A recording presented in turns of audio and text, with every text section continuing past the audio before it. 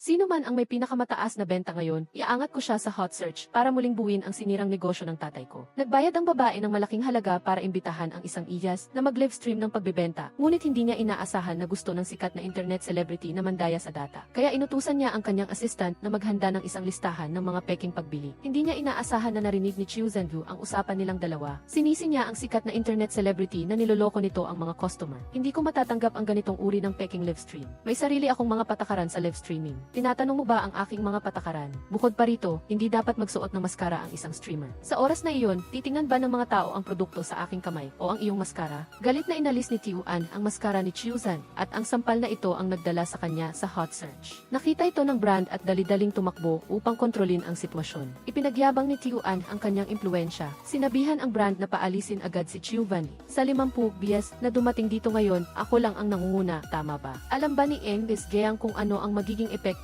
kung aalis ako sa performance ng livestream at sa kita? Makakahanap pa ba kayo ng ibang tao ngayon? Ngunit hindi niya inaasahan na si Jiang Yi, ang mayamang binibini, ay hindi na biktima ng paing. Sa mundong ito, walang sinuman ang hindi maaaring palitan. Sa kahihiyan, galit na umalis si Tiu An. Pagkatapos nito, nakaisip si Jiang Yi ng ibang paraan, ginamit ang mga giyas na inimbitahan niya ngayong araw. Ano ang kita sa livestream ni Tiu An kagabi? Malinaw sa inyong lahat, ang komisyon niya ay higit sa 0%. Siguradong iniisip ninyong hindi kayo kasing galing ni Tiu An. Paano kayo magkakaroon ng ganoong pagkakataon? Ngayon, inilalagay ko sa harap ninyo ang mga pagkakataong minsang pinalampas ninyo. Si Tiu An ang susunod. Ang sinumang may pinakamataas na kita ngayon, iaangat ko siya sa hot search. Nang marinig ito ng lahat, nag-alinlangan sila. Hindi lang sila makakakuha ng malaking komisyon, kundi maaari pa silang mapasama sa hot search. Kaya naman, baliw silang nag-livestream ng pagbebenta. Sa loob lang ng isang oras, umabot sa 30 milyong yuan ang kita. Ngunit hindi nila inaasahan na ang eksena kanina ay pag-arte lang. Lumalabas na nagtulungan si Giang A at Tiu An upang gawin ang palabas na ito. Agad-agad, naokupa nila ang buong hot search list. Ginagamit din ni Tiu An ang pagkakataong ito upang magdagdag ng daan-daang libong tagasunod. Nagkaroon din ang pabrika ng benta na lumagpas sa 8 bilyong yuan. Inakala ni Giang Yi na sa pagbabalik niya sa bansa upang tulungan ang kanyang ama, mabubuo niya muli ang negosyo ng pamilya. Ngunit hindi niya inaasahan na paggising niya kinabukasan, natuklasan ni Giang Yi na naputol ang lahat ng pondo ng kumpanya. Maraming manggagawa ang humaharang sa harap ng pinto at humihingi ng sweldo. Lumabas na ang utang na pinuhunan ng ama ni Giang A ay isang panloloko. Sa isang gabi lang ay nalugi, hindi niya kinaya ang shock at inatake sa puso. Nang dalhin siya sa ospital, hindi na siya naligtas. Nais ni Giang Yi na protektahan ang pabrika upang matupad ang huling hiling ng kanyang ama. Ngunit ang iba pang mga shareholder ay nagpumilit na ibenta ito upang mabayaran ang mga pagkalugi. Sa sandaling naramdaman ni Giang A ang kawalan ng pag-asa, hindi niya inaasahang makilala ang isang lalaki na nagbago ng kanyang kapalaran. Ang nanay niya na laging maraming utang ay ginagamit ang pananakot sa kamatayan upang takutin ang kanyang anak na babae para bayaran ang kanyang mga utang. Chiu Van, mula ngayon, kailangan mo nang mabuhay ng mag-isa. Hindi na ako magdudulot ng problema sa iyo. Magkano ang nawala sa iyo ngayon? Ngunit hindi niya inaasahan na sa pagkakataong ito, hindi na nakipagkompromiso ang kanyang anak. Sa halip, galit pa siyang sinabi sa kanyang ina, nakaupo ka dyan, gusto mong tumalon sa bubong, di ba? Kung gusto mong tumalon, bakit hindi mo buksan ang bintana? Dahil sa isang sandaling kasakiman, sinira niya mismo ang kinabukasan ng kanyang anak na babae. Si Chiu Zhanhu ay isang taga-disenyo ng sapatos, at ang mga Chinese style na painting na ginawa niya ay lubos na minamahal, kaya nagkaroon siya ng kaunting reputasyon sa industriya. Kapag may libreng oras, madalas na nagpo-post si Chiu Zhan ng kanyang mga gawa online. Nakatulong din ito sa kanya na magkaroon ng higit sa 200,000 tagasunod. Maraming malalaking brand ang gustong makipagtulungan sa kanya. Ngunit lahat ito ay tinanggihan ni Chiu Van sa kadahilanang hindi siya tumatanggap ng mga personal na trabaho. Gayunpaman, ang kanyang ina ay may mga utang, kaya kusa siyang tumanggap ng mga ad para sa kanyang anak. Upang mabilis na mabayaran ang mga utang, napilitang makipagkompromiso si Chiu Van. Ngunit hindi niya inaasahan na pagkatapos niyang bayaran ang lahat ng utang, nagdemand pa ang kanyang ina ng mas maraming pera. Dahil sa 20,000 yuan, kusa niyang inirekomenda si Chiu Van sa kalabang kumpanya. Bilang resulta, agad-agad na nagkaroon ng insidente na umabot sa hot search. Nalaman ng kumpanya na tumatanggap si Chiu Zhan ng mga personal na trabaho sa labas at ito pa ay para sa kalabang kumpanya. Habang nagtatrabaho siya rito, nag-advertise siya para sa kalabang kumpanya na nagresulta sa pagiging biktima ng promosyonal na gimmick ng free unicorn si Aneda. Ito ay sumasalungat sa profesional na etika na dapat taglayin ng isang empleyado. Naapektuhan ng ginawa ni Chiu Vangu ang reputasyon ng kumpanya. Sa huli, nagpasya pa rin ang kumpanya na tanggalin siya. Ngunit pag-uwi niya, nagsimulang magdrama ang kanyang ina, nagpapanggap na magpapakamatay upang makuha ang awa ng kanyang anak. Sa pagkakataong ito, namuhunan siya sa stock at umutang ng higit sa 200,000 yuan. Nang makita ni Chiu Fengyi na sinira mismo ng kanyang ina ang kanyang kinabukasan, hindi na siya nakapagtimpi. Para lang matulungan kang bayaran ang utang mo, niloko mo ako na pumirma sa isang komersyal na kontrata sa Free Unicorn. Ngayon, wala na akong trabaho, wala na akong magagawa. Ikaw na ang bahala, nakaupo ka dyan, gusto mong tumalon sa bubong, di ba? Kung gusto mong tumalon, bakit hindi mo buksan ang bintana? Bagamat napakahusay ng kakayahan ni Chiu Fengyi. Ngunit walang kumpanya ang nangahas na tanggapin siya. Ngayon, may isang contact office na kumontak sa kanya. Gustong maging behind-the-scenes designer si Chiu Fengyi. Basta di ang lahat ng iyong mga disenyo ay ilalagay sa pangalan ko. Ano sa tingin mo? Nag-isip ng matagal si Chiu Fengyi, ngunit sa huli ay tumanggi pa rin siya. Hindi ako tutulong sa sinuman na tumanggap ng mga personal na trabaho at hindi rin ako magdidisenyo para sa iba. Ngayon, wala nang puwang si Chiu Fengyi sa industriya kaya napilitan siyang mag-livestream para buhayin ang sarili gamit ang kanyang kasikatan sa online. May isang brand na pumayag na bayaran siya ng 50,000 yuan. Sinabihan si Chiu Fengyi na mag-livestream sa loob ng 4 na oras upang kumita. Wala siyang magawa kundi pumayag na makipagtulungan, ngunit hindi niya inaasahan na ang boss ay isang matandang manyakis. Dahil sa pagnanasa sa ganda ni Chiu Fengyi, sadyang sinubukan siyang hawakan ito habang nag-uusap. Hindi ito matiis ni Chiu Fengyi at agad na inilantad ang kanyang tunay na manyakis na mukha. Huwag kang lalapit sa akin. Ngunit hindi inaasahan na itinatanggi niya ito. Nakatayo lang ako dyan, wala akong ginagawa. Wala akong ginawa, wala akong ginawa, wala akong hinawakan. Nagkataon na nakita ni Kiki ang eksena na dumating para sa isang inspeksyon. Bilang isang profesional na investor, mayroon siyang magandang paningin sa mga tao. Kanina, ang buong katawan niya ay nakadikit sa likod ko. Alam mo ba, sa pamamagitan lamang ng pagkuha ng pinakamalaking brand, tataas ang iyong halaga. Sa industriyang ito, tataas lang ang iyong kasikatan kapag umasa ka sa mga sikat na brand. Sa unang pagkikita pa lang kay Chiu Fengyi, alam na ni Kiki na bagay siya sa kanyang kumpanya. Gusto mo pa bang ipagpatuloy ang trabahong ito? Para sa akin, pansamantalang malulutas ng trabahong ito ang problemang pinansyal. Kung gusto mo pa ring ipagpatuloy ang trabahong ito, maaari mo akong puntahan sa address sa business card. At iniwan ni Kiki ang kanyang business card at umalis. Hindi inaasahan ni Chiu Fengyi na ang lalaking nasa harap niya ay ganap na magbabago sa kanyang kapalaran. Sa aking lugar, hindi mangyayari ang nangyari sa iyo kanina. Ito ang aking unang pangako sa iyo. Ang babaeng dating isang mayamang binibini, ngunit dahil sa pagpaplano ng iba laban sa kanyang ama. Sa isang gabi lang ay nawala ang lahat, hindi niya kinaya ang shock. Gustong tumalon para tapusin ang kanyang buhay. Nang maghanda siyang tumalon, isang tao ang lumitaw sa likod niya at mahigpit siyang niyakap. Ang sandaling ito rin ang nagpabago sa kanyang kapalaran. Lumabas na itinago ito ng kanyang ama kay Jiang Yi. Isang taon na ang nakalipas, ang kumpanya ay nakaranas na ng krisis sa ekonomiya. Ngunit ang proyekto na pinuhunan ng kanyang ama ay niloko. Ang kahangahangang utang ay nawala. Hindi kinaya ng kanyang ama ang shock, inatake sa puso at namatay. Sa huli, naiwan si Jiang Yi na mag-isa at may malaking utang. Sinabi ng vice-presidente na magtago siya sa ibang bansa. Mas mabuti kung magtago ka na sa ibang bansa, nabili ko na ang tiket mo. Ngunit anuman ang sabihin, ayaw umalis ni Jiang Yi. Gusto niyang manatili para tulungan ang kanyang ama na matupad ang kanyang huling hiling. Hindi niya hahayaang kunin ng iba ang kumpanyang pinaghirapan niyang itayo. Bagamat nagdeklara na ng pagkalugi ang kumpanya, hindi pa rin sumusuko si Jiang Yi. Kahit mayroon pang isang sinag ng pag-asa, pumunta siya para humingi ng tulong sa mga kaibigan ng kanyang ama. Ngunit ang mga taong ito ay iniisip lamang ang kanilang sariling interes. Hindi lang sila tumangging tumulong kundi nagbigay pa ng mga masasakit na salita. Kung gusto mong magsimula ng negosyo o pumunta sa ibang bansa at kulang ka sa pera, hanapin mo lang kami. Tinanggap ang realidad, sa huli si Isefin lang ang pumayag na tulungan siya, ngunit hiningi niya kay Jiang Yi na isuko ang kanyang karapatan sa mana. Dahil sa ganitong paraan, maaaring i-auction ang kumpanya. Sa oras na iyon, gagamitin niya ang pera upang bilhin muli ang kumpanya. Gayunpaman, inisip ni Jiang Yi na wala siyang sapat na pera ngayon, kahit na matapos ang auction, hindi niya ito mabibili. Upang mawala ang pag-aalala ni Jiang Yi, nangako si Isefin sa kanya. Jiang Yi, sabay tayong lumaki mula pagkabata, at ang tatay ko at ang tatay mo ay matagal ng magkaibigan. Ang makita ang Free Unicorn na nasa ganitong sitwasyon ngayon, kasing sakit din sa amin ng nararamdaman mo. Kung talaga bang itinuturing mo akong kaibigan, wag na nating pag-usapan ang mga pansamantalang bagay. Pag-usapan na lang natin ang pangmatagalan.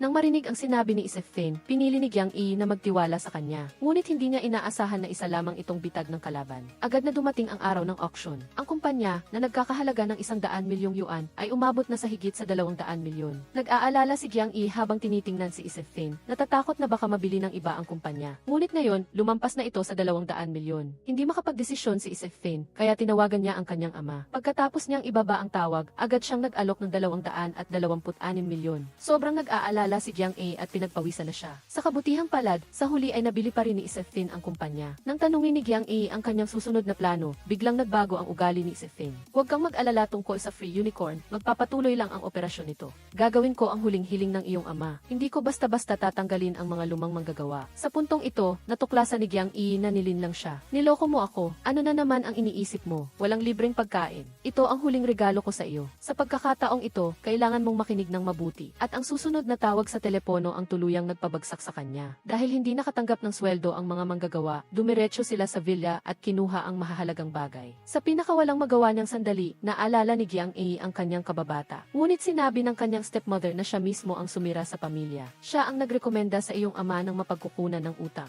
Hindi makapaniwala si Giang E na totoo ito. Ayaw niyang maniwala sa katotohanan. Gusto niyang linawin ang bagay na iyon na inalis nila ang kanilang puhunan bago nangyari ang problema sa pautang. Hindi mo sinabi sa tatay ko, di ba? Tama. Nang marinig niya mismo kay Kao Dingito ang pag-amin, galit na sinampal siya ni Giang E at tuluyan siyang nawala ng pag-asa. Kinagabihan, nalasing si Giang E at umakyat sa bubong. Ito ay isang pabrika na pag-aari ng kumpanya at ito rin ang unang pabrika na itinayo ng kanyang ama. Sa pagtingin sa mga pinakamatalik na kaibigan na nagtaksil sa kanya, wala nang masasandalan si Giang E sa mundong ito. Gusto niyang wakasan ang kanyang buhay dito. Sa sandaling ito, isang lalaki ang biglang lumitaw at iniligtas si Giang E. Siya si CD, isang investor, at siya rin ang nagtayo ng pundasyon para sa pabrikang ito. Nagkataon na dumaan siya at iniligtas ang buhay ni Giang E dahil sa takot na baka gumawa siyang muli ng isang bagay na hangal. Umupo si CD kasama niya buong gabi pagkatapos ng isang gabing pag-iisip. Sa wakas ay natauhan si Giang E. Kailangan niyang panatilihin ang huling negosyo ng kanyang ama. Nang maghanda na silang ipahayag ang resulta ng auction. Teka lang, tumakbo si Giang E sa pinangyarihan upang bilhin ito. Walang aalis, nabili ko na ang dangyu. Bagamat isipan samantalang napanatili ni Giang E ang pabrika, wala itong silbi para maibalik ang naluging pabrika. Ibinenta ni Giang E ang lahat ng ari-arian na nasa kanyang pangalan at tinulungan din siya ng kanyang stepmother sa pagkumpleto ng mga papeles. Pagkatapos bayaran ang buong halaga ng auction para sa dangyu, may natira pang 6,730 yuan sa account mo. Ngayon, pumunta si Giang E sa pabrika para kausapin siya tungkol sa susunod na plano, ngunit hinarang siya ng isang grupo ng mga tao sa harap ng pinto. Ang mga ito ay mga supplier ng material na dumating upang singilin ang kanilang mga utang. Gusto mong takasan ang utang, di ba? Sa tingin mo, hindi ako makakahanap ng daan-daang paraan para pagsisihan mo ito. Maliban kay Giang E, kagatin ninyo ang lahat ng mga ito. Hindi ko gustong takasan ang utang, ngunit mali ang paraan ninyo ng paniningil. Talagang matigas ang ulo, kailangang magbenta si Giang E ng mga bagay para mabayaran ang utang, ngunit minamaliit siya ng kanyang matatalik na kaibigan.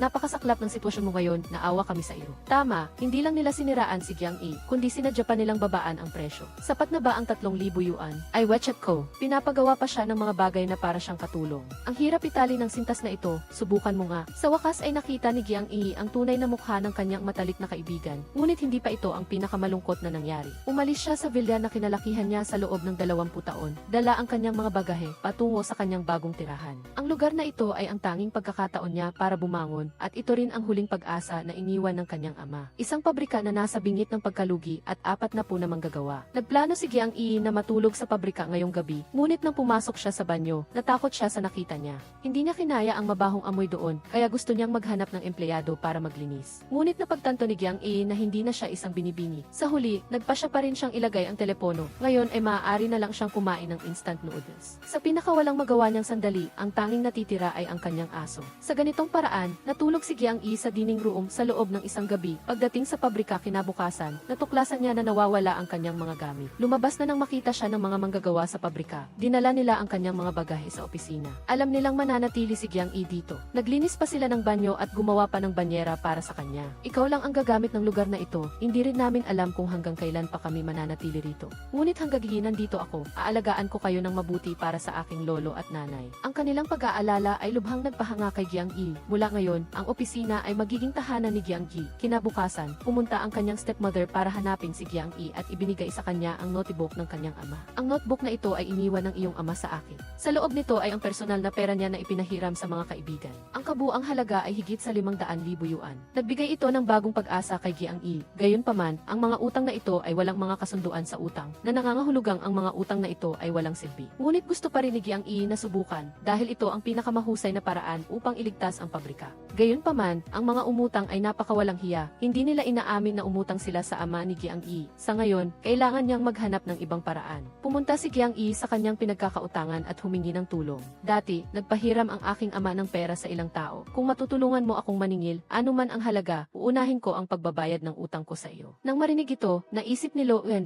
na pinapagawa siya ni Giang E ng trabahong walang bayad, kaya agad siyang nagalit. Mukha ba akong tanga? Ngunit si Giang A ay wala nang ibang magagawa ngayon. Wala na siyang pera at may 40 pa siyang empleyado na dapat swelduhan. Hindi niya alam kung saan kukuha ng pera para bayaran ang utang. Tinatakot mo ba ako? Mas angkop angkop ang negosasyon. Gustong bigyan ni Lo Wen ng leksyon si Jiang Yi. Sa tingin mo wala akong paraan para patahimikin ka. Para matuto siya, ngunit hindi niya inaasahan na tataka si Jiang Yi. Nang makita ito ni Lo Wen, mabilis siyang humabol at pumayag na tulungan siyang maningil ng utang. Ngunit kailangang tuparin ni Jiang Yi ang kanyang pangako na babayaran niya muna sila. Kaya naman, dinala ni Jiang Yi si Lo Wengu upang maningil ng utang. Tama nga, ang mga taong walang hiya ay hindi maaaring tratuhin ng maayos. Nakita nila si Lo Wengu na kumuha ng isang banner na inihanda niya at natakot ang kalaban na aalis ang lahat ng customer. Kaya di napilitan siyang magbayad ng 100,000 yuan at kahit na epektibo ang pamamaraang ito, para lamang ito sa mga may maliit na utang. Kakabayad lang niya ng interes sa bangko kahapon, kaya 8,600 yuan na lang ang natira sa kanyang card. Para sa mga may utang na daan-daang libong yuan, hindi na nga niya nakakausap si Jiang Hu. Si Old Yang naman ay may naisip na paraan. Narinig niya na may ipinapatawag na mahahalagang kliyente ang nangutang para sa isang piging. Kaya dinala niya si Jiang Hu sa isang 5-star na hotel. Pagdating ni Old Yang ay sinabihan niya agad ang mga kawani na magdala ng alak sa ICE room at iginya sila ng service staff sa ICE room, pero hindi talaga sila kilala ni Jilly. Kaya tinulungan siya ni Old Yang na alalahanin na ikaw si Jiang Qisheng. Hindi mo ba siya naaalala? Noong nabubuhay pa ang tatay ko, pinahiram kita ng 3 milyon.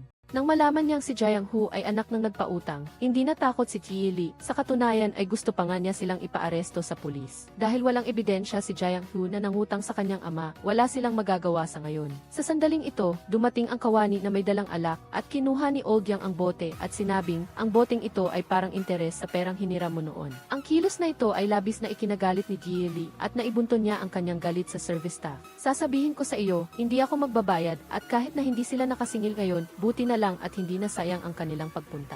Pagsapit ng gabi, malungkot na bumalik si Jiang Hu sa pabrika at hindi niya inaasahang naghihintay pa rin sa kanya si Uncle Zhang. Nakita ng lahat na abala siya sa buong araw at wala siyang transportasyon. Kaya nagsama-sama sila para bumili sa kanya ng electric car. Ngunit hindi niya alam kung paano ito patakbuhin. Dati-rati, tuwing lalabas siya ay nakasakay siya sa kotse. Pero ngayon ay nagbago na ang sitwasyon. Kailangan niyang ibenta ang lahat para lang mapanatili ang pabrika. Ngayon, kailangan niyang tanggapin na siya ay isang ordinaryong tao. At kahit na madalas siyang bumagsak habang nagmamaneho ng electric car, tumatayo pa rin siya ng matatag. Para sa isang taong laking luho tulad ni Jiang Hu, malinaw na ito ay pisikal at mental na pagpapahirap. Naupo siya sa sahig na walang magawa at umiyak, at ang aso ay lumapit din para aliwin siya nang makita ang kalungkutan ng kanyang amo. Gayunpaman, dumating pa rin ang bangungot dahil lampas na sa takdang araw ng pagbabayad ng upa sa pabrika. Dumating si Xusi na kinatawan ng kumpanya para paalisin si Jiang Hu. Ngayon ang huling araw ng 1-0 araw na palugit, hindi ba dapat mong ilabas ang mga makina at ang mga manggagawa? Tama na Xusi, nakikipagtalo si Xusi kay Jiang Hu, pero nang makita niya ang aso sa loob ng silid, agad siyang natakot at iniwan niya ang kanyang assistant para ayusin ang problema. Nangangagat ba ang aso mo? Pagkatapos lumabas ni Xusi, hinabol siya ni Jiang Hu gamit ang electric car, ngunit hindi niya inaasahang biglang sumulpot si Jiang Hu. Kaya direktang bumangga sila, nagmadali si Xusi na bumaba sa kotse para dalhin si Jiang Hu sa ospital. Ngunit binuhusan siya nito ng masasamang salita. Marunong ka bang magmaneho? Kung hindi, huwag ka nang magmaneho. Paumanhin, nakakahiya. Matatapos ba ang lahat sa paghingi ng paumanhin? Nang makita niyang galit pa rin si Jiang Hu, hindi na alam ni Xusi kung ano ang gagawin. Nasabi niya na babayaran niya ito ng ibang kotse, ngunit hindi niya inaasahan na lalo lang magagalit si Jiang Hu nang marinig ito. Hindi lahat ng problema ay malulutas ng pera, kaya ano ang gusto mo? Hey, ano ang ugali mo? Ikaw mismo ang nagmamaneho nang hindi tumitingin sa daan. Ayaw na ni Xusi na makipagtalo kay Jiang Hu. Kaya sinabi niyang maghintay na lang sa pulis para ayusin ang problema. Ngunit hindi pa rin bumibitaw si Jiang Hu at hinila niya si Xusi pababa ng kotse.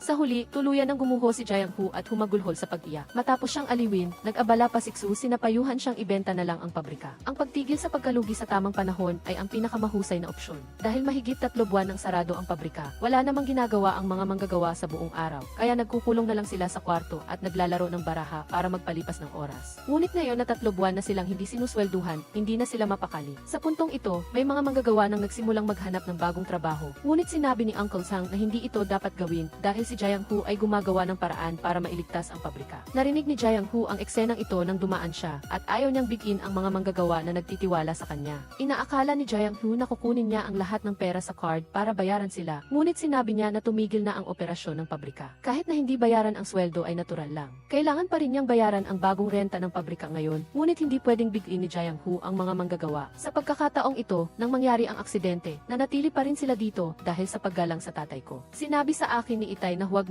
mangungutang ng sweldo ng mga manggagawa, kaya pumayag na lang siya nang makita niya na hindi siya makumbinsi. Ngunit pinayuhan pa rin niya si Jiang Hu na ibenta na lang ang pabrika para magkaroon siya ng sapat na pera upang mamuhay sa ibang bansa. Gayunpaman, matatag pa rin si Jiang Hu na ayaw ibenta ang pabrika at sinubukan niya ang lahat ng paraan upang protektahan ito. Nagdesisyon na ako, mananatili ang Fengyu dito at hindi lilipat. Gusto ni Jiang Hu na magsimula mula sa wala at wala na siyang pera sa kanyang bulsa. Ngunit pinipilit pa rin niyang upahan ang isang pabrika na nagkakahalaga ng milyon-milyong yuan. Bigyan mo ako ng isang taon, mababayaran ko ang pangunahing utang at ang interes sa pinakamataas na interest rate ng bangko para sa mga produkto ng pananalapi. Upang maiwasan ang problema, sinadya ni Xusi na magbigay ng kondisyon upang umatras si Jiang Hu at hiniling sa kanya na magbenta ng 20,000 pares ng sapatos sa pabrika. Ito rin ang tanging kondisyon upang makipagtulungan sa kanya. Ngunit hindi niya inaasahan na makumpleto ni Jiang Hu ang gawain sa loob lamang ng isang linggo. Gayunpaman, nang masaya siyang pumunta kay Xusi upang pumirma ng kontrata. Nagbago ang isip niya at sinabing niloko siya dahil ibinenta ni Jiang Hu ang lahat ng 20,000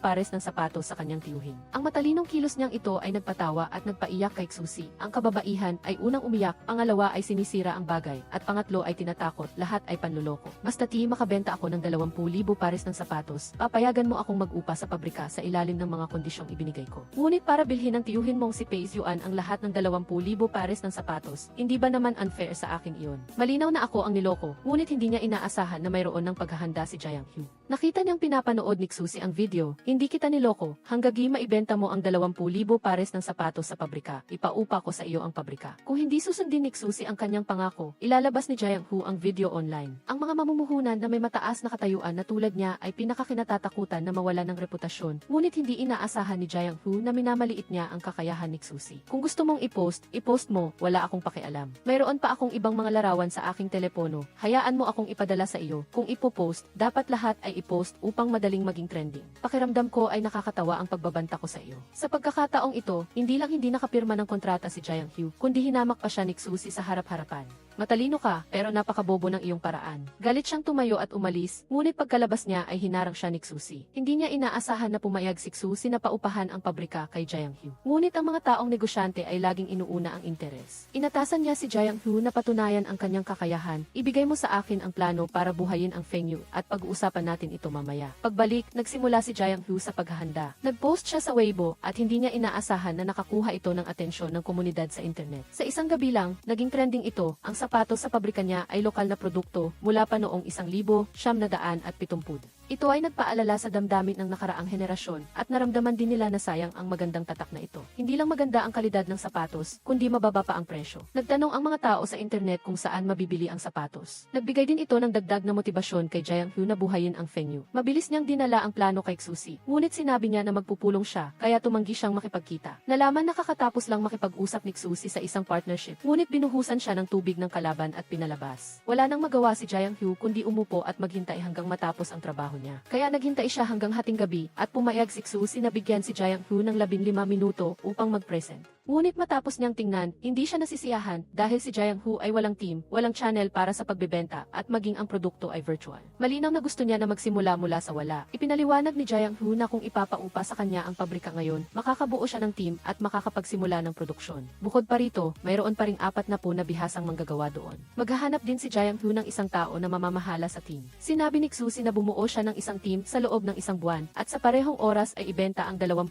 pares ng mga lumang sapatos para makita niya ang kanilang matatag na channel ng pagbebenta. Sa pagkakataong ito, dapat ay totoo ang pagbebenta at hindi dapat gumamit ng panluloko. Gayunpaman, nakipag-ugnayan si Jiang Hu sa mga dating kasosyo ng kanyang ama, ngunit walang pumayag na makipagtulungan. Sa ngayon, kailangan munang bumuo ng team ni Jiang Hu at gusto niyang makuha ang mga dating empleyado ng kumpanya ng kanyang ama. Naghanda si Jiang Hu na iayain silang kumain at sinabihan niya ang kanyang tiyuhin na magdala ng ilang bote ng mautay. Ngunit pagkatapos marinig ito ng kanyang tiyuhin, nagkunwari siyang walang alam bakit ang alat ng pagkain. Ang alat talaga, pupunta ako sa kusina at sasabihin sa kanila, mabilis na dumating ang araw ng kanilang pagkikita, ngunit hindi niya inaasahan na ang marketing director lamang ang dumating. Gayunpaman, hindi siya dumating para sumali sa team dahil wala na ang dating chairman na si Jiang. Sa totoo lang, wala kaming tiwala na sundan ka. Tito, pinapayuhan kita ng buong puso, wag mo nang sayangin ang iyong oras. Hindi na kinaya ng kanyang tiyuhin at agad siyang sumingit. Kung gusto mong pumunta, pumunta ka. Kung ayaw mo, wag na. Bakit ang dami mong sinasabi? Hey, wag mong inumin iyan, alak ko iyan, ibaba mo. Dali, ibaba mo, gumastos si Jiang Hu ng 5 milyong yuan para bilhin ang naluluging pabrika ng sapatos. Dahil ito ay ang pinaghirapan ng kanyang ama noong nabubuhay pa siya. Upang mapanatiling tumatakbo ang pabrika, pumayag na lang si Jiang Hu sa kahilingan ng partner. Ibebenta niya ang 20,000 pares ng mga lumang sapatos sa loob ng isang buwan. Mula noon, araw-araw na pumupunta si Jiang Hu sa plaza sa tamang oras. Ngunit ang mga matatanda dito ay mga potensyal na kliyente. Ang pagbebenta lang sa kanila ay napakarami na. Sa totoo lang, ang tunay na target ni Jiang Hu ay ang matandang lalaki na nangunguna. Dahil 30 taon na ang nakalilipas, siya ang pinakamalaking kliyente ng pabrika ng sapatos. Bagamat tire-tirado na si Amy Du ngayon, hawak pa rin niya ang maraming channel sa pagbebenta. Sinubukan siyang puntahan ni Jiang Hu, kaya sinabi niyang bumibisita siya sa isang dating kliyente at nagdala pa siya ng espesyal na regalo para sa kanya. Agad na nakita ng kalaban ang intensyon ni Jiang Hu. Fazenda Santa Ina Kape, 50 dolyar kada kilo. Hindi kailanman gumastos ng ganito kalaki ang Feng Yu sa pagbibigay ng regalo sa mga kliyente. Hindi niya inaasahan na pagkatapos matanggap ni Amy Du ang regalo, umalis agad siya. Kasabay nito, sinabi rin niya na kapag nabenta na niya ang huling batch ng mga produkto, hindi na siya pupunta sa kanilang pabrika ng sapatos. Upang ipaalala sa kanya ang kanyang ama, humingi si Jiang Hu ng tulong dahil sa nakaraan nilang pinagsamahan. Hindi niya inaasahan na lalo pa itong ikagagalit ng kalaban. Hindi na kami nag-usap sa loob ng mahigit 10 taon. Ngayon ay mas lalo nang hindi na kami mag-uusap. Ayos lang, maaari pa rin nating ayusin ang ating relasyon. Sa hinaharap, kung may kailangan ka, tawagan mo lang ako. Gagawin ko ang aking makakaya upang makatulong. Nagkataon na nasira ang loudspeaker ni Amy Du at kailangan niya ng taong marunong. Kaya pumayag si Jiang Hu na tulungan siya. Ngunit walang sinuman ang nakakaalam kung paano ayusin ang ganitong klase ng loudspeaker mula pa noong siyang napud. Ngayon, ang pangunahing trabaho ni Jiang Hu ay dalhin ang loudspeaker sa kung saan-saan upang maghanap ng taong makakaayos nito. Gayunpaman, walang sinuman ang makapag-ayos ng lumang bagay na ito. Ngayon, nagkataong dumaan si Xusi sa pabrika at nakasalubong si Jiang Hu. Nang makita niya itong hila-hila ang loudspeaker sa kung saan-saan, na-curious siya. Masyado ka bang maluwag sa oras ngayon? May oras ka pa para makinig sa musika. Lampas na sa oras ng trabaho. 1 minuto na lang at ika-negatibo 6 na ng gabi. Mayroon ka pang 24 na oras, 6 na araw, at 1 minuto para tapusin ang ipinangako mo. Sana ay pahalagahan mo ang bawat minuto. Alam ko, naiintindihan ko. Huwag kang mag-alala, tingnan mo kung paano ko maibibenta ang 20,000 pares. Pagkatapos makita ang kotse ni Xusi, biglang may naisip si Jiang Hu. Maaari ko bang hiramin ang kotse mo? Kinabukasan, pagdating ni Xusi para kunin ang kanyang kotse, nagulat siya. Nakita niya na ang kotse ay puno ng mga makukulay na loudspeaker. Si Amy Du ay naging pinakagwapong lalaki rin dito. Bukod pa rito, napakasaya niya sa harap ng kanyang kalaban. Nagbigay ito ng ibang pananaw sa kanya tungkol kay Jiang Hu. Napakahusay niya. Pag-usapan natin ang pagbebenta ng sapatos sa pabrika. Pagkasunod na araw, dumating si Amy Du ayon sa napagkasunduan. Akala ni Jiang Hu na sa tulong niya, mabilis na maibebenta ang 20,000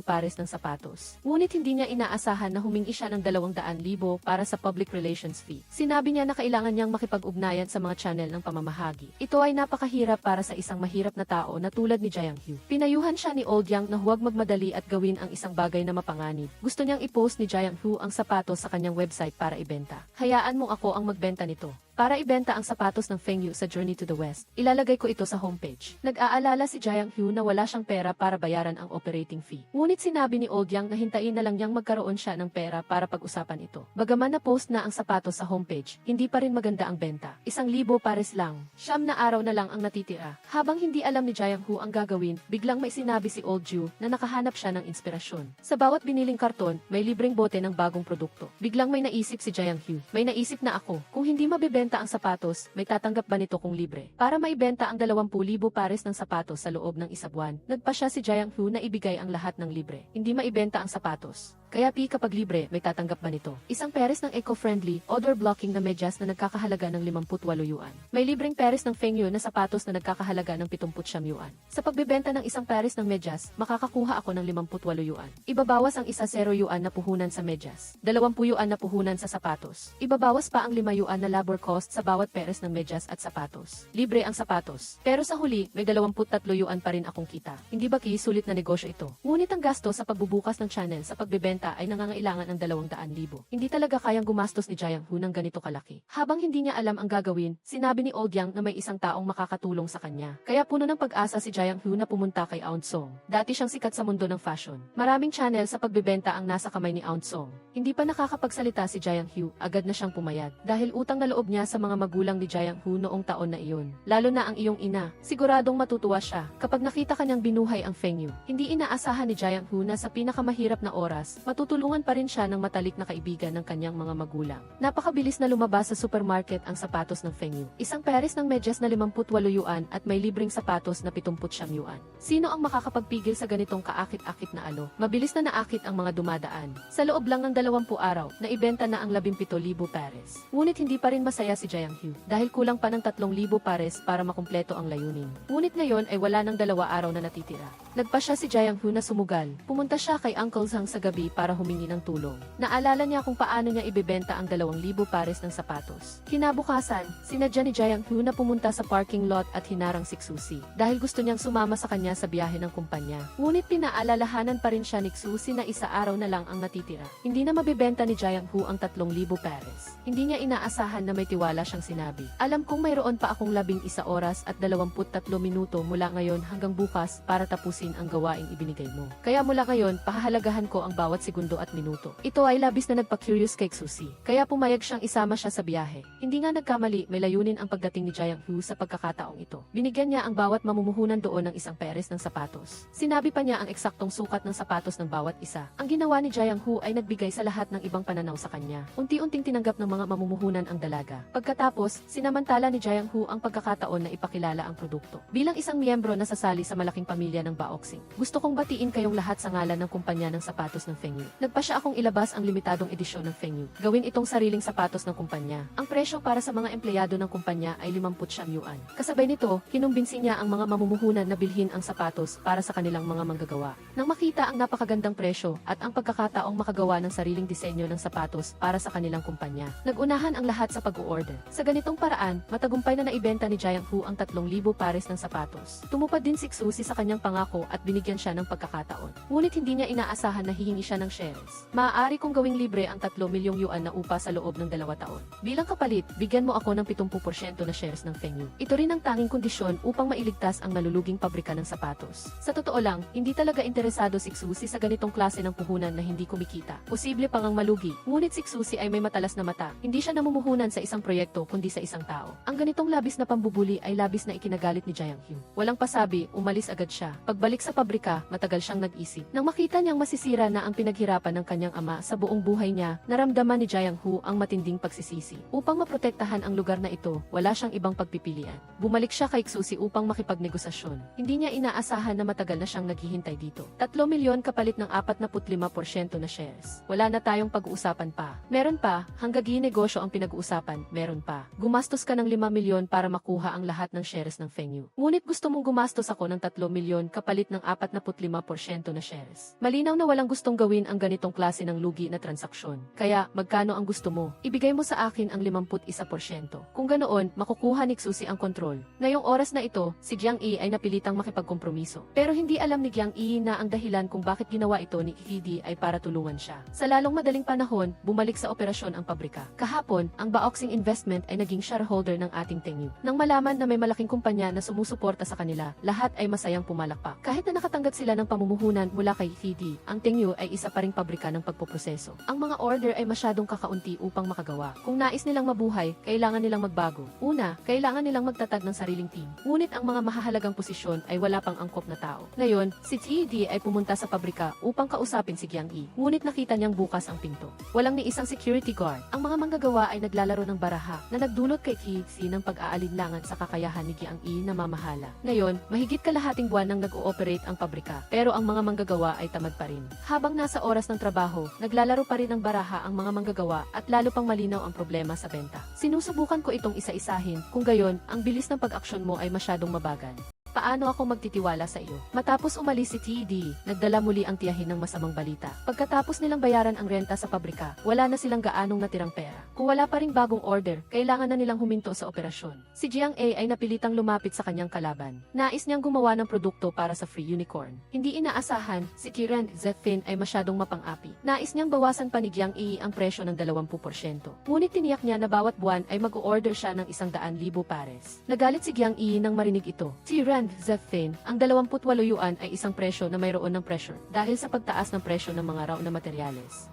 Mayroon ka palang pressure. Alam ni Zeftin na wala nang balikan si Jiang Yi ngayon. Kung hindi niya tatanggapin ang order na ito, titigil sa paggawa ang pabrika. Maaari akong maghanap ng processing factory sa Timog Silangang Asya. Mayroon silang mga supportive na patakaran at mas mura ang sahod ng mga manggagawa. Kung gayon, hindi na natin kailangang pag-usapan pa ito. Galit na tumalikod si Jiang A at umalis. Pagkalabas niya, nakatanggap siya ng tawag sa telepono. Lumalabas na nakahanap si THC ng professional na operational team. Hindi lang may stable na channel sa pagbebenta ang kabilang panig, kundi mayroon ding nangungunang design team. Naramdaman ni Jiang E na sinasadya ni KDC na magyabang para inisin siya. Izudi, hindi ka na ba makapaghintay ng isang quarter? Gusto mo ba akong palitan agad? Nang makita ni ZE na mali ang pagkakaintindi ni Jiang E sa kanya, wala siyang nagawa kundi baguhin ang usapan.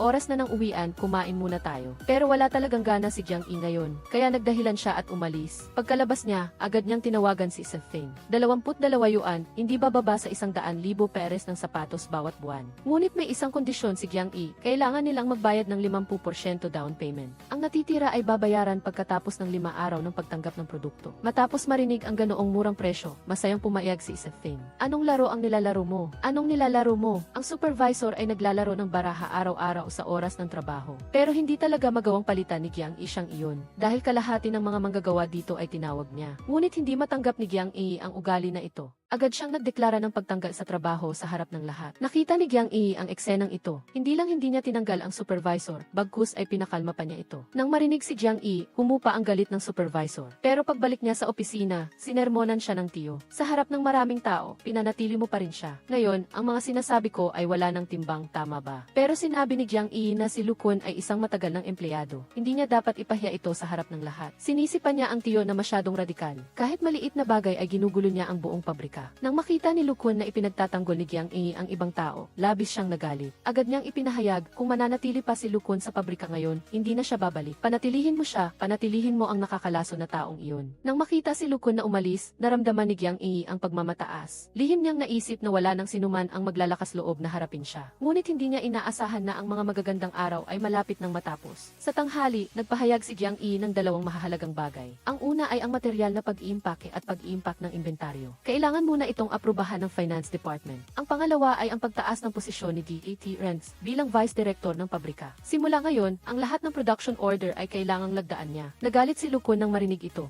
Ito ay malinaw na pagkontrol sa kanyang mga karapatan. Galit na galit si Lu Kun na bumalik sa kanyang silid. Nagsimula siyang magreklamo tungkol sa kakayahan ni Jiang E na mamahala. Sinabi niya na ang mga order ay paunti ng paunti. Kung magpapatuloy ito, wala na silang pambayad ng sahod. Hinimok din niya ang lahat na maghanap ng ibang pabrika. Sinabi ni Lu Kun na may alam siyang isang pabrika. Hindi lang maganda ang mga benepisyo, kundi mabilis din ang trabaho. Kung pumapayag sila, maaari silang sumama sa kanya. Habang nagsasalita, inilarawan niya ang magandang hinaharap para sa kanyang mga kasamahan. Ganoon kalaking pabrika. Bawat buwan, kailangan mayroon silang higit sa 10 milyong order. Sa iyong kasanayan at pagganap, Hugh, sa tingin ko, maaari kang kumita ng hindi bababa sa 3 beses sa bawat buwan. Mukhang hindi naman iyon kalakihan. At sinabi rin niyang dadalhin niya sila sa labas sa gabi para kumita ng pera. Pagdating ng gabi, nakatanggap si Jiang E ng isang emergency call. Nalaman ni Tiu na mayroong kakaibang ginagawa si Lu Kun. Siya ay palihim na nagmaneho papasok sa pabrika habang nagpapatrol ang mga security guard. Sa sandaling ito, pumasok si Lu Kun gamit ang isang sasakyan. Sinabi ni Tiu kay Jiang E na lihim na manmanan. Malapit na dumating ang grupo ni Lo Wan. Bukod pa rito, hawak niya ang susi. Hindi makakalabas si Lu Kun. Ngunit hindi niya inaasahan na kukunin niya ang plaka ng sasakyan. Iskan lang niya sa harap ng harang ay bubukas na ito. Nang makita na handa nang tumakas si Lu Kun, walang pag-aalinlangang tinawag siya ni Jiang E. Kuya Liu, lalabas ka pa ba sa ganitong oras ng gabi? Nang malaman ni Lu Kun na nabunyag ang kanyang ginagawa, hindi siya natakot. Dahil dalawa lang si Jiang E, hindi niya sila matatalo. Gustong makita ni Jiang E kung ano talaga ang nasa loob ng sasakyan. Pero itinulak siya ni Lu Kun. Tumawa siya at sinabing basura lang sa pabrika ang nasa loob. Paano kung gusto ko pa ring makita? Ayaw talaga kitang makita. Lahat ay nahihirapan. Ipeke mo lang at makakalusot ka na. Pagkatapos sabihin iyon, pinilit ni Lu Kun na makatakas. Sa sandaling ito, dumating si Lo Wan, kasama ang kanyang mga tao. Agad nilang kinontrol sila. Alam ni Lu Kun na nagkasala siya sa batas sa pagkakataong ito. Agad siyang nagmakaawa kay Jiang E na huwag siyang parusahan ng malubha. Nagpakita pa siya ng awa. Mayroon akong isang anak na may cerebral palsy na kailangan kong alagaan. Ang buong pamilya ay umaasa sa akin para kumita. para sa ganitong uri ng peste sa pabrika. Matagal nang gusto ni Jiang Yi na tanggalin siya sa trabaho. Tamang-tama, sa pagkakataong ito ay maaari siyang kusang magbitiw. Kailangan niyang umalis sa Tengyue bago bukas. Salamat. Hindi inaasahan, kinabukasan, isang grupo ng mga manggagawa ang nagbitiw. Sila lahat ay mga kamag-anak ni Lukon. Hindi rin sila pinigilan ni Jiang Yi, ngunit naniniwala ang tiyahin na ang kakulangan sa manggagawa ay makakaapekto sa progreso ng produksyon ng pabrika. Gayunpaman, si Jiang A ay hindi nag-alala. Ngayon, inihatid siya ni ATDC pabalik sa pabrika. Natuklasan niyang nag-o-overtime si GAT Rent at ang mga manggagawa. Ipinagsama mo ang mga tao para mag-overtime. Huwag kang mag-alala, ang order na ito ay maihatid sa tamang oras. Hindi masama ang aming trabaho kaysa sa mga kabataan. Ibigay mo sa amin ang lahat ng produksyon mula ngayon. Sa pinakamahirap na oras, Boss Jiang Yi, hindi mo pa rin nakakalimutan na bayaran kami. Ang pagkain at tirahan ay may kalidad. Hindi kami aalis. Tama, hindi kami aalis. Nang marinig ito, naramdaman ni Jiang Yi na napakainit ng kanyang puso. Ngunit pinigilan pa rin niya ang kanyang mga luha. Ngunit pagkalabas, hindi na niya napigilan ang kanyang sarili. Ngayon, higit sa kalahati ng mga manggagawa ay umalis sa pabrika. Bagaman lahat sila ay nag-o-overtime. Ngunit kung magpapatuloy ito, wala nang sinuman ang makakatagal. Patuloy pa rin nang hihikayat si Lukon ng mga tao. Ang iyong kasanayan ay napakagaling. Ang pagdaragdag ng 300 yuan ay walang problema. Halika na rito agad. Patuloy na nang hihikayat si Lukon ng mga tao na mag-resign. Ngayon, mayroong higit sa 30 katao na nag-resign. Nagkataon naman, bumalik ang tiyuhin ni Jiang Yi, ngunit hindi niya sila pinigilan. Ngayon, mayroon na lang iilang matagal ng manggagawa sa pabrika. Nakita siyang lumabas ng pinto at nagbago ang kanyang mukha. Lahat ay nagtaka at tumingin sa labas. Higit sa 30 bagong manggagawa ang opisyal na nagsimula. Pumasok kayo, anong numero ang nabunot nyo kanina? Sundan nyo lang ang bawat hanay para hanapin ang inyong posisyon. Mula ngayon, ito na ang trabaho ninyo. Nakita na ba ninyo ang inyong mga pwesto? Mayroon ba kayong mga katanungan? Naantig si Jiang Yi nang malaman na tinutulungan siya ng kanyang tiyuhin. Pagkatapos, inihayag niya ang bagong sistema ng benepisyo. Ang antas ng sahod ay batay sa pagtatasa ng trabaho at tataas bawat taon. Mula ngayon, mas marami kang gagawin, mas marami kang kikitain. Bukod pa rito, mayroon ding bonus para hikayatin ang lahat. Ito ay hindi lamang nagpapanatili sa mga matagal ng empleyado, kundi pati na rin sa mga bagong empleyado na gustong manatili. Ang hindi inaasahan ng lahat, ang lahat ay bahagi ng plano ni Jiang Yi. Noong una, sinasadya niyang mag-away ang tiyuhin at si Lukon. Ang layunin ay upang ipakita niya ang kanyang tunay na pagkatao at kusang mag-resign. Bukod pa rito, nalinis din ang kanyang mga kamag-anak. Sa ganitong paraan, hindi lang niya sila matatanggal sa trabaho ng lehitimo, kundi hindi rin siya kailangang magbayad ng kompensasyon sa kontrata. Nang malaman na normal na ang operasyon ng pabrika, may bit, si Lukon ay na-trap. Magaling, Jiang Yi, magaling, Big Divin, nagtulungan kayong dalawa para i-set up ako. Kaya, nagkaroon siya ng masamang balak. Lihim na kinuha ng factory manager ng sapatos ang mga materyales at ibinenta. Hindi inaasahan, nahuli siya ng boss sa akto. Ngunit hindi siya isinumbong ni Jiang Yi sa pulisya, kundi direkta siyang pinalaya. Dahil 10 taon nang nagtatrabaho si Lukon dito, ngunit hindi inaasahan na gagantihan niya ng kasamaan ang kabutihan. Agad siyang nagsumbong sa pabrika, hanggang sa naging viral ang insidente sa internet, saka lang nalaman ni Jiang Yi na may problema ang sapatos na ginagawa niya. Sa sandaling ito, dinala ni Lo Wengo ang resulta ng pagsusuri. Sobra sa antas ang chemical na tuluyan sa lacing hole. Ang may-ari ay naparusahan na ng lokal na Market Supervision and Administration Bureau.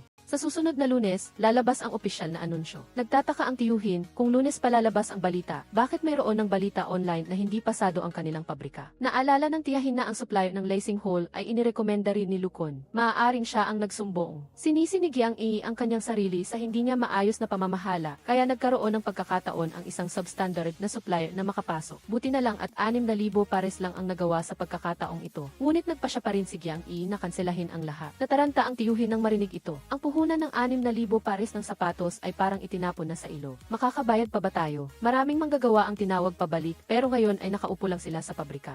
Sabihin mo sa akin, anong susunod na gagawin? Talagang sunod-sunod ang mga paghihirap. Dahil sa problema sa kalidad ng sapatos ni Jiang Yi, agad na tumawag ang partner para magreklamo. Ang sapatos ng Tengyue ay nasuri, hindi ito may kaugnayan sa Free Unicorn. May problema ang sapatos ng Tengyue, ang sapatos ko ba ay walang problema. Ang Tengyue at Free Unicorn ay hindi isang supplier. Bukod pa rito, mayroon kaming ebidensya para patunayan ito. Sa anumang paraan, naapektuhan ako dahil sa iyo. Sinabi ng kabilang panig na gusto nilang bawasan pa ang presyo ng sapatos ng 20% at pansamantalang ititigil ang lahat ng order hanggang sa malutas ni Jiang Yi ang issue na ito. Alam ni Jiang Yi na sinasadya siyang pilitin ng kabilang panig. Ngunit dahil may problema ang sapatos, wala siyang magagawa. Nang hindi alam ni Jiang Yi ang gagawin, biglang dumating ang isang pagkakataon. Dinala siya ni Hidi sa isang party. Nalaman niyang sadyang inanyayahan niya ang mga reporter para mag-interview. Nais ni Hidi na gamitin ang pagkakataong ito ito upang tulungan si Jiang Yi na malutas ang problema. Sa harap ng tanong ng reporter, kusang inamin ni Jiang Yi na ang problema sa kalidad ay responsibilidad niya. Dahil sa kapabayaan, nagkamali siya sa pagpili ng supplier at taos-puso siyang humingi ng paumanhin sa lahat ng mga customer at tiniyak din niyang bibigyan sila ng isang kasiyasyang sagot. Nang makita ito, mabilis ding ipinagtanggol ni si Jiang Yi. Ang Tengyu ay itinatag noong 1920. Ang nauna rito ay isang workshop ng kumpanya ng rubber. Bago gumawa ng sapatos na may swelas na goma, wala rin silang gaanong karanasan sa paggawa ng sapatos. Unti-unti silang umunlad at naging isang pambansang tatak. Kasabay nito, nagbigay din ng sagot ang direktang tindahan. Habang nagla-livestream, tinanggap ni Tiu ang lahat ng feedback tungkol sa sapatos at kasabay nito ay pitroseso ang buong batch ng mga may problemang sapatos. Sunod, nagbigay si Jiang Yi ng isa pang napakahalagang impormasyon. Pagkatapos ng pag-aayos ng internal na kumpanya, magsasagawa kami ng komprehensibong pag-upgrade ng produkto at ilalabas ang revival model ng Tengyu. Sino ang nagdisenyo ng revival model? Pananatilihin ko itong sekreto sa ngayon. Ngunit tinitiyak ko sa inyo, ang aming designer ay tiyak na magiging headline sa inyong lahat. Sa tulong ni CD, matagumpay na nalutas ni Jiang Yi ang krisis. Bagaman nalutas na ang problema, ang tiwala ng partner kay Jiang Yi ay bumaba. Alam ni Jiang Yi na ang isyong ito ay walang epekto sa Free Unicorn. Pero sinabi ni Isefin na kung gusto niyang magpatuloy ang kanilang kooperasyon, kailangan niyang bawasan pa ang presyo ng 2 yuan. Alam ni Jiang Yi na kung mawawala ang order na ito, mabilis na magsasarado ang pabrika. Kaya nagpasya siyang magbigay ng huling konsesyon, umayag siyang bawasan pa ang presyo ng 1 yuan. Makasigurado ako na walang pabrika sa Timog Silangang Asya ang makakapagbigay ng ganitong presyo. Sige, lagi kitang sinusuportahan at ang Tengyu. Nagpakita ka ng buong katapatan. Ngayon, nagpakita si Jiang Yi ng isang painting sa tiyahin. Kamakailan, nag-collaborate ang Xiang Zhaoyang at Xiang Chunyaji at naglabas ng 3 video ng pagpinta sa bote na may istilong Tsino na naging mabili sa kanilang flagship store. Nais ni Jiang Yi na gumawa ng mga produktong may istilong Tsino at si Gex Triuvengu ang pinakaangkop na tao. Ngunit ngayon ay nakapirma na siya ng kontrata sa ibang kumpanya at kung nais niyang makuha siya, kailangan niyang magbayad ng 5 milyong yuan para sa pagkasira ng kontrata. Para sa akin, si Gex Triuvengu ay karapat-dapat sa ganoong halaga. Bagaman walang ganoong kalaking pera si Jiang Yi, hindi pa rin siya sumuko. Gusto kong subukan ang halaga ng pagwawalang bisa sa kontrata ay 1 milyong yuan, sigurado ako. Kung gayon, magkita na lang tayo sa korte. Ang babae ay lumabas lang para sagutin ang telepono. Sa liwanag ng araw, pilit siyang kinalagkad ng iba at gusto siyang pigilan ng security guard. Ngunit itinulak siya ng mga taong iyon. Nagkataon naman, nakita ni Jiang Yi ang eksenang ito. Sinabi ng matandang babae na huwag siyang mag-alala sa problema ng iba at sinabi na ang babae ay kanilang tumakas na manugang. Tumingin si Jiang Yi kay Hyudith at tinanong kung ano ang nangyari. Ang babae ay umiiyak na sinabing pinipilit siya ng kanyang ina. Noong una ay tumanggap ang ina ng 200,000 para sa dowry. Pinilit siyang magpakasal sa lalaki at kumuha ng marriage certificate. Nang marinig ito, galit na sinabi ng matandang babae na nagsisinungaling si Hyudith. Sinabi niya na araw-araw siyang nakakaramdam ng trauma. Hindi na niya talaga makayanan kaya tumakas siya at nangako siyang ibabalik sa kanila ang 200,000 yuan. Tinawanan ng matandang babae si Hyudith at sinabing nag-iisip siya ng mga walang kabuluhang bagay. Hinila ni Gat Ren si Jiang Yi sa isang tabi at pinayuhan siya. Huwag mong pakialaman ang personal na buhay ng mga manggagawa. Ngunit nakikita ni Jiang Yi ang kawalan ng pag-asa sa mata ni Hyudith. Ito rin ay nagpaalala sa kanya ng kanyang pinakamahirap na sandali. Ang mga kaibigan at pamilya ay hindi tumulong. Sa huli ay nagpasya si Jiang Yi na tulungan siya. Ngayon, nakalabas na siya, hindi mo na siya maibabalik doon. Nang marinig ito, lumuha si Hyudith. Yumuko siya at nagpasalamat kay Jiang Yi. Boss Jiang Yi, salamat. Pumasok si Hyudith sa meeting room at diretsahang sinabi sa kanyang biyenan, malalaman ninyo, hindi ako aalis kahit saan. Nang marinig ito, agad na hinawakan ng matandang babae ang kanyang buhok. Nag-away ang dalawa at naging magulo ang sitwasyon. Sa sandaling ito, dinala ni Jiang Yi ang kanyang abogado. Siya ang mag-aasikaso sa mga proseso ng diborsyo ni Hyudith. Nais kong makipag-usap sa biyenan ni Hong Hyudith tungkol sa resulta ng kanyang medical examination 3 taon na ang nakalipas. Magpapatuloy ang proseso ng paglilitis sa lalong madaling panahon. Ang meeting room ay para sa inyo. Pagkasabi nito ni Jiang Yi, agad siyang umalis. Pagkatapos nito, tumanggi si Hyudith na sumama kay Lukon. Wala siyang kaalam-alam na si Lukon ang nagsumbong sa kanyang biyenan. Dahil sa insidenteng ito, hindi lang siya pinanatili ni Jiang Yi, kundi nakakuha rin siya ng simpatya ng maraming manggagawa. Lahat ay handang manatili at magtrabaho dito. Bagaman nalutas ni Jiang Yi ang isyu ng manggagawa, ang pinakamahalagang bagay ngayon ay ang paghahanap ng designer. Kung hindi, ang tanging klasikong modelo ay hindi rin mabebenta, kaya pumunta si Jiang Yi upang hanapin ang kanyang kaibigan sa high school na si Chiu Van. Hindi lang siya isang mahusay na designer, kundi isa ring iyas na may milyon-milyong tagahanga. Ngunit ayaw tulungan ni Chiu Fan si Jiang Yi dahil lang sa inagaw ni Jiang Yi ang kanyang pagkakataon na makapasok sa isang kilalang universidad. Ang iyong ama ang nagbigay ng scholarship sa Nanda University. Hindi ito patas. Si Chiu Sangu ay isang bagong streamer lang, ngunit napansin siya ng isang kumpanya ng Eve. Hindi lang siya binigyan ng bahay, kundi binigyan din siya ng pinakamagandang magandang resources na naging dahilan upang magkaroon si Chiu Zhen ng 1 milyong tagahanga sa isang gabi.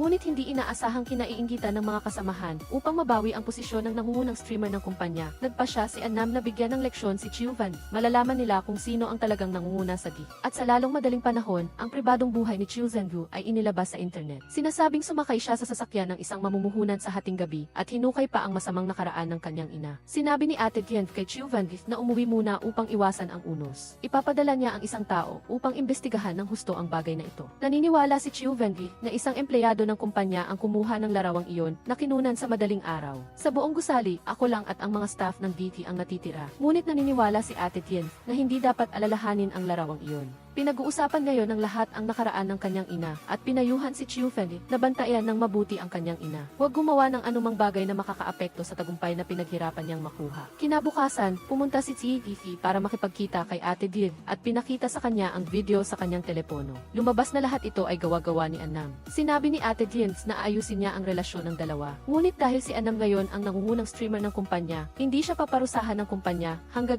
walang kapalit sa kanyang posisyon. Sinabi ni Ate Div kay Chiu na itigil na ang pag-imbestiga sa bagay na ito. Ibinaba na ng kumpanya ang mga negatibong balita. Ang kanyang imahe ay hindi naman nasira ng husto. Sa kabaligtaran, nadagdagan pa ng mahigit 100,000 tagahanga. Bagaman hindi maganda ang proseso, maganda naman ang resulta. Gayunpaman, hindi ito palalampasin ni Chiu Van kung tutuusin na apektuhan ang kanyang pamilya. Ngunit sinabi ni Ate Diens na pinapalaki niya ang maliit na bagay. Ang taong gusto ng kumpanya na protektahan ay hindi ako. Upang magawang ipagtanggol ako ni Ate Dien, sa ganoong paraan, hula ko na kung sino iyon. Padabog na pumasok si Chiu Zhang sa live stream room ni Annam. Kung gusto mong manatili sa iyong posisyon, huwag mong gamitin ang maruming taktika na iyon. Kung may susunod pang pagkakataon, gagawin ko iyon sa mismong live stream mo. Napahiya at nagalit si Annam. Mula noon, nagsimulang mag-strike si Chiu Van.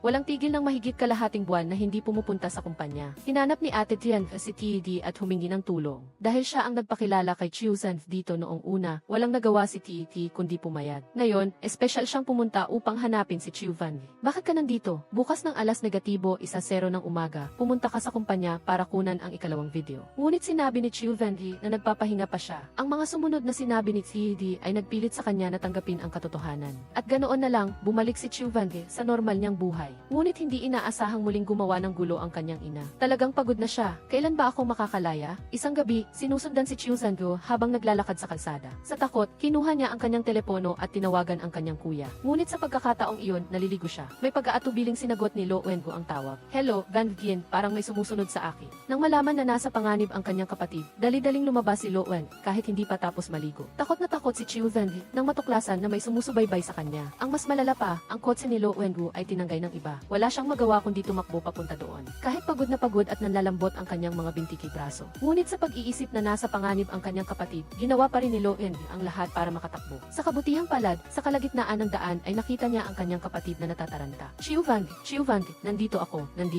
Nang makita ng kalaban na nabuking ang kanyang ginawa, mabilis siyang tumakas. Landigin, wag mo nang habulin. Lumabas na si Chiu Zhang ay isang maimpluwensyang online designer. Matapos makipagtulungan sa isang kumpanya ng kosmetiko, patuloy na tumaas ang stock ng kumpanya. Kasabay nito, nag-uunahan din ang mga tao na bumili ng stock. Mabilis na pumunta ang ina ni Chiu Zhang para magbalita. Aking mabuting anak, bakit hindi mo sinabi sa akin na yumaman ka na? Nanaginip ka ba sa araw? Yung kosmetiko na inendorso mo? Ano ba yon? Ang stock ay patuloy na tumataas mula 4 yuan hanggang 8 tandang bawas 9 yuan. Nagulat si Chiu Zhang nang tiningnan ang kanyang ina dahil hindi niya rin alam na tumaas ang stock. Pinayuhan ni Lo Wenyu ang kanyang ina na huwag nang maglaro ng stock. Walang kapalaran ang ina mo para yumaman. Sinigawan niya ang dalawa na mga tanga. Ang pera na nasa harap mo ay hindi mo pa rin kukunin. Kaya naman, gusto niyang gamitin ang sarili niyang pera para bumili ng ilan. Naramdaman ni Chiu Van na may mali. Sa impluensya niya ngayon, imposible talagang tumaas ang stock ng ganoon. Kaya nagpasya siyang pumunta sa kumpanya para magtanong ng malinaw. Ngunit hindi niya inaasahang pagdating niya, narinig ni Chiu Zhang ang balita na biglang bumagsak ang presyo ng stock. Nais niyang ipaliwanag ni Ate Dienggu ang lahat sa kanya. Ang ganoong kalaking panganib at ang nangyaring ito ay ganap na lampas sa aking pag-unawa. Ngunit naniniwala si Ate Dieng na masyadong sensitibo si Chiu Van.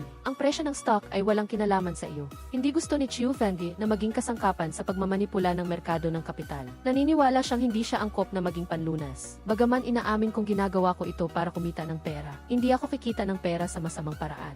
Ang presyo ay gumugol ng maraming pera para lang tulungan siyang sumikat. Dapat mong malaman na umaakyat ka sa tuktok ng iyong karera. Ang iyong mga mapagkukunan sa trabaho ay mula sa mga nangungunang tatak. Ang pagpepresyo ay ayon din sa nangungunang pamantayan. Ang daan ko sa huli ay dapat kong lakarin ng mag-isa. Sa sandaling ito, may mahalagang pulong si Ate Junf na dapat niyang puntahan. Dahil sa biglaang pagtaas at pagbaba ng stock, maraming tao ang nalugi. Sa kabutihang palad, hindi pa nakakabili ang ina ni Chuvan, kaya nakaligtas siya. Mas maganda ang kapalaran ko kaysa sa iyo. Kahit ang langit ay tinulungan ang magandang babaeng ito. Habang siya ay nagmamalaki, hindi niya alam na nasa panganib ang kanyang anak. Upang makapagbenta ng 100,000 pares ng sapatos, pinalitan ni Giang E ang lahat ng sintas ng sapatos sa matingkad na kulay. Sa ganoong paraan, makakalikha ng bagong disenyo ng sapatos. Ang mga sapatos sa internet ay dapat patuloy na nagbabago. Bagaman hindi pa natin nahahanap ang pinakamahusay na taga-disenyo, hindi dapat bumaba ang dami ng benta. Magsisimula tayong magbago mula sa puting sintas ng sapatos patungo sa ibang mga kulay. Unti-unting pagbutihin ang mga sapatos sa internet. Pwede ba? Bagaman hindi masama ang dami ng benta, luma pa rin ang disenyo ng sapatos. Kung gusto mong magpatuloy sa mahabang panahon, kailangan mong magdisenyo ng iba pang mga modelo. Ngunit may alitan si Giang A at Chuvan, kaya wala siyang magawa kundi maghanap ng ibang kumpanya ng disenyo.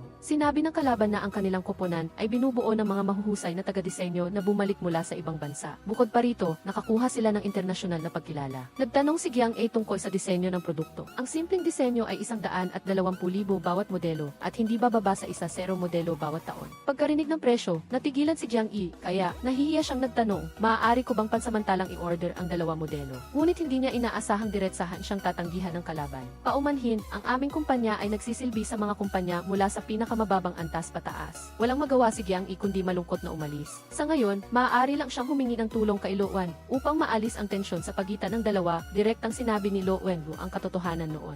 Lumabas na noong high school, palaging iniisip ni Chuzan na inagaw ni Giang E ang kanyang pagkakataon na makapasok sa Nam University dahil ang kanyang ama ang nagpupondo sa scholarship. Kahit na sa huli ay isinuko ni Giang E ang pagkakataon. Ngunit ang bagay na ito ay nagparamdam kay Chuzan ng kawalang katarungan. Dahil sa pagkabigo, hindi niya nailabas ng buo ang kanyang kakayahan sa entrance exam sa universidad. Sa huli ay nakapasok lang siya sa isang ordinaryong universidad. Pagkatapos malaman ang tungkol dito, labis na nakonsensya si Giang E. Sa totoo lang, alam ni Lo Wen na gusto ni Chuzan ang pagdidisenyo. Dahil nakita niya itong madalas na gumuguhit sa sapatos. Kung hindi dahil sa pilit ng buhay, hindi siya magiging iye. Gusto ni Lo Wen na piliin ni Chuzan ang trabahong gusto niya. Kaya, espesyal siyang nag-organisa ng isang party ngayon. Nakita ni Chuzan na dumating din si Giang E. Pagkaupo pa lang niya, galit siyang nagsabi. Bilisan mo, ano ang gusto mong sabihin? Diretsahan ding sinabi ni Giang E ang kanyang layunin. Maging taga-disenyo ng FDC. Nakita ko ang pakikipagtulungan mo sa Marami kang ginuhit na sapatos. Gusto mo pa ring maging taga-disenyo, tama? Ngunit naramdaman ni Chuzan na masyadong kampante si Giang E.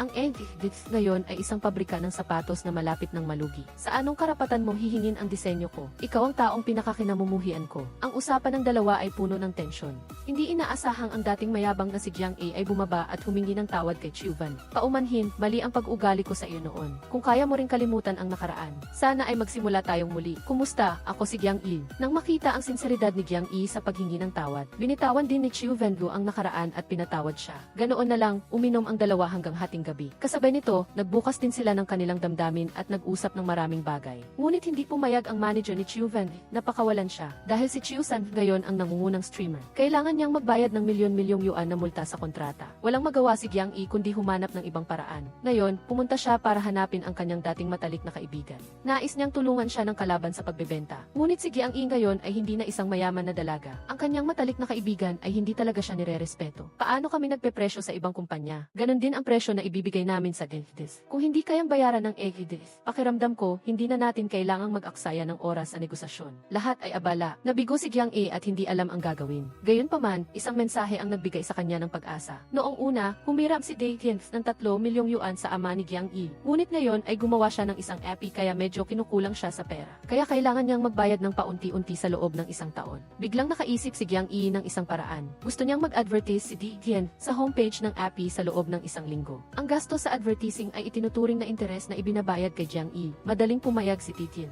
at pinayuhan si Giang E na bumalik at ihanda ang mga dokumento para sa kanya. Ngunit sa huli, tinulungan pa rin niya siyang paalalahanan. Ang 70% ng aming mga customer ay wala pang 40 taong gulang. Ngunit ang iyong sapatos ay masyadong luma na. Kung gusto mong tumaas ang benta, kailangan mong magbago. Pagkalabas ni Jiang Yi sa pinto, agad siyang tumawag kay Lo Wan. Sinabihan niya itong dalhin ang sapatos na ginuhit ni Chiu Van. Makakaapekto ba ito kay Chiu Zans? Lo Wan, ang layunin natin ay parehong gusto nating bumalik si Chiu Van sa pagiging taga-disenyo. Bakit ko siya sasaktan? Naisip ni Lo Wan na ang ginagawa niya ay para rin sa ikabubuti ni Chiu Van, kaya palihim niyang kinuha ang sapatos. Agad na nag-livestream si Jiang Yi ng sapatos na kanyang dinisenyo. Ginamit niya ang impluensya ni Chiu Zans para mag-advertise. Basta bumili ka ng isang pares ng sapatos ng Eclipse, makakakuha ka ng isang kahon ng parehong uri ng kulay ni Chiu Van. Sa ganitong paraan, makakalikha ka ng isang kakaibang pares ng sapatos. Ang ginawa ni Jiang A ay nagtagumpay na pataasin ang benta ng 0 beses. Ngunit hindi niya inaasahang magdudulot ito ng problema kay Chiu Van. Galit na pumasok si Ate Diet sa kwarto at sinigawan siya. Alam mo ba ang kabigatan ng ginagawa mo? Ano ang ginawa ko? Pumirma ka na ng kontrata sa G-Media. Kaya hindi ka dapat tumatanggap ng mga personal na deal sa labas. Iniwan ni Chiu Zangu ang live streaming na trabaho na kumikita ng malaki at pinili niyang maging taga-disenyo sa isang pabrika ng sapatos na malapit ng malugi. Ang resulta, ang bagong disenyo ng sapatos ay kinutya agad ng lahat. Sinubukan mo na bang kalkulahin kung magkano ang magiging gastos? Hindi mo ba alam, dapat may 80% na gross profit. Ang sapatos na ito ay dapat may presyo na mahigit 500 yuan. Dapat 600 yuan.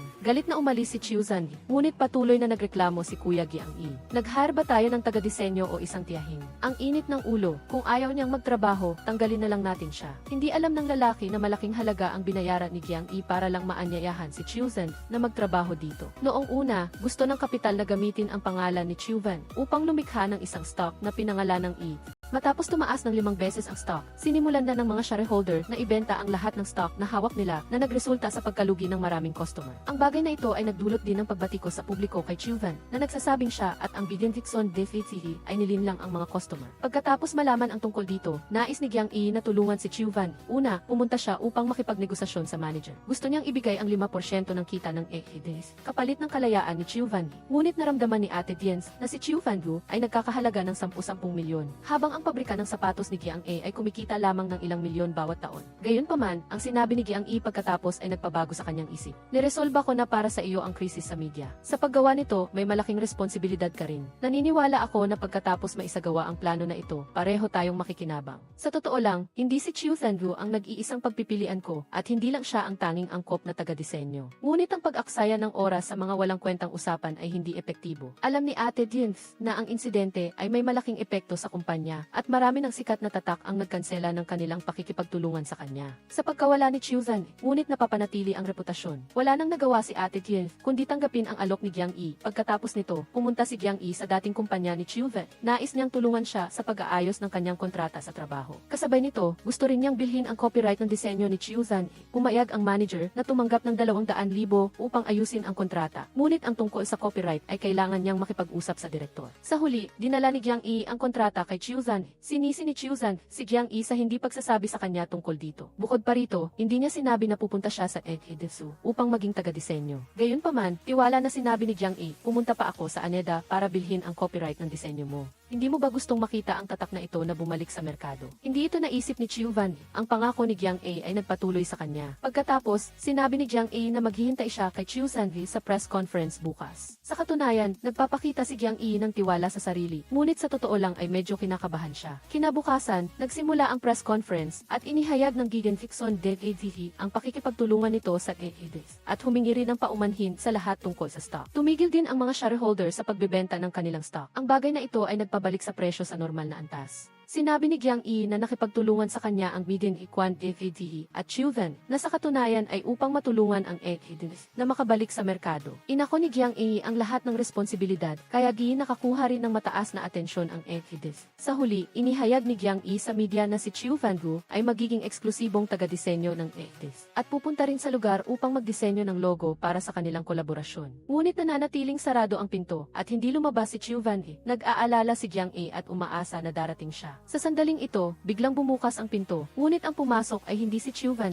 Ang sandali na nakita ni Jiang E ang babae ay labis siyang natuwa hanggang sa tumulo ang kanyang luha. Nagiging matagumpay ang press conference, ngunit hindi inaasahan ni Jiang E na ang dating kumpanya ni Chuvan Gu ay sinamantala ang atensyon na nilikha ni Jiang E. Patuloy silang gumagawa ng mga sapatos na dinisenyo ni Chuvan noon. Direktang sinisi ni Kuya Jiang E si Chuvan Gu. Ano ito? Sabi mo ang disenyo na ito ay para sa ating editors. Bakit napunta ito sa Aneda? Kaya ba, lahat ng aming pagsisikap at paghihirap hanggang ngayon ay nasayang? Mula noon, si Chuvan Gu ay nagdidisenyo ng sapatos buong maghapon at magdamag. Gusto niyang gamitin ang sarili niyang paraan para mabayaran ang nawala. Napakabilis na inihayag ni Chuvan Gu ang bagong disenyo ng sapatos na kanyang ginawa. Gayunpaman, naramdaman ni Kuya Jiang E na masyadong mataas ang presyo at hindi ito akma sa presyo ng produkto ng Ehidif. Kinutya pa niya si Chusan ng sandali, masyadong mahal. Galit na tumalikod si Chusan at umalis. Naramdaman ni Jiang E na responsibilidad niya ang lahat dahil hindi niya sinabi ang pagpepresyo ng produkto kay Chusan. Ang mas masahol pa, ang pabrika ng sapatos ay tumigil na sa paggawa dahil ang Enhidinsu ay naging alalahanin para sa mga kasosyo. Upang hindi maging kakumpetensya si Jiang E, nagpa siya si Isefin na ihinto ang lahat ng orders ng paggawa ng sapatos ng Ehidif. Kailangan kong ihinto ang mga order ng paggawa ng sapatos para sa inyong panig. Hindi ba maaaring makipagnegosasyon ulit? Sige, hindi nagagawa ang NDF para sa Free Unicorn.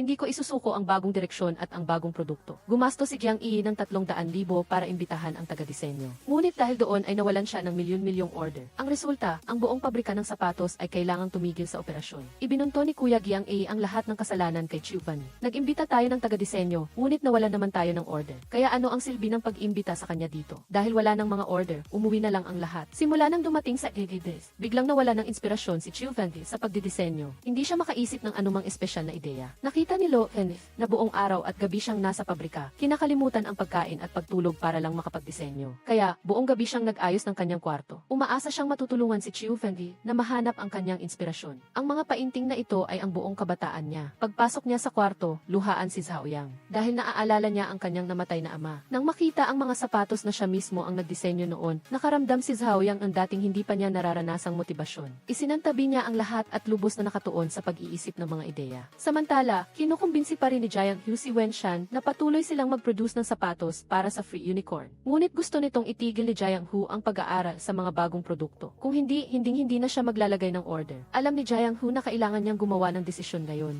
Pagiging contract manufacturer para sa Free Unicorn. Hindi ko susukuan ang bagong direksyon at mga bagong produkto. Kailangan mo itong pag-isipan ng mabuti. Huwag mong kunin ang lahat ng benepisyo. Pinag-isipan ko na ng mabuti. Ganun na lang, mabilis na natapos ang huling batch ng mga produkto. Kailangan ding pansamantalang ihinto ang operasyon ng kumpanya. Nang hindi alam ni Jiang Hu kung ano ang gagawin, nagbigay ng pag-asa si Zhao Yang sa kanya. Nakita ni Jiang Hu na biglang dumating si Zhao Yang at galit na sinabi, hindi ka nagpakita ng isang linggo. Bakit ka nandito ngayon? Nakita niya na kinuha ni Zhao Yang ang disenyo para sa isang bagong sapatos. Nag-sketch ako ng ilang mga disenyo. Tingnan mo, hindi man lang tiningnan ni Jiang Hu at sinabihan itong gawin na. Dahil lubos siyang nagtitiwala sa kakayahan ni Zhao Yang. Mabilis na nakagawa ng sample. Bagamat mukhang hindi masama, kailangan itong ibenta sa halagang 500 at 79 yuan. Ang presyong ito ay lubos na lumampas sa pagpepresyo ng Dengyu. Pagkatapos ay nag-anunsyo si Jiang Hu ng isa pang balita. Nagdisenyo din si Zhao Yang ng isa pang linya ng produkto na may presyong mas mababa sa 200 yuan. Ito ay ipapakilala sa unang live stream ng Dengyu sa susunod na linggo. Kahapon, naisip ko rin ang isang disenyo para sa tag-init na walang insole. Ang mas mahusay pa, nais ni Jiang Hu na ibenta ang insole ng magkahiwalay. Ibebenta ko ng magkahiwalay ang insole na ito. Sa tingin niya ay nag-iisip siya ng mga hindi praktikal na bagay. Ang mahal na ng ibinebenta mong sapatos. Gusto mo pang magbayad ang mga mamimili para sa insole.